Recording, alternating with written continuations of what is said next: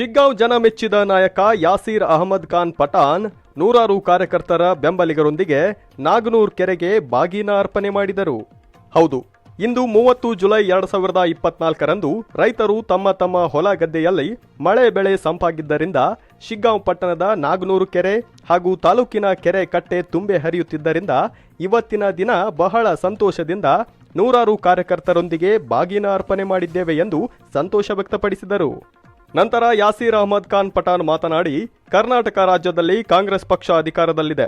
ನಮ್ಮ ಮುಖ್ಯಮಂತ್ರಿ ಸಿದ್ದರಾಮಯ್ಯ ಹಾಗೂ ಡಿಕೆ ಶಿವಕುಮಾರ್ ಅವರು ಹಗಲು ರಾತ್ರಿ ಅನ್ನದೆ ಬಡವರ, ದೀನ ದಲಿತರ, ರೈತರ ಬಗ್ಗೆ ಕಾಳಜಿ ವಹಿಸಿ ಪಂಚ ಗ್ಯಾರಂಟಿ ನೀಡಿ ವಿಶ್ವಕ್ಕೆ ಮಾದರಿಯಾಗಿದ್ದಾರೆ ಎಂದು ಹೇಳಿದರು.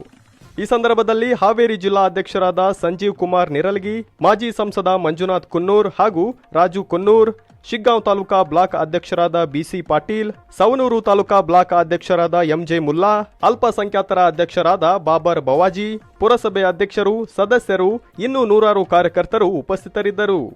ವರದಿ ದಾವಲ್ ಸಾಬ್ ಎಂ, ಹುಬ್ಬಳ್ಳಿ, ನ್ಯೂಸ್ 16 ಕನ್ನಡ, ಶಿಗ್ಗಾಂವ್.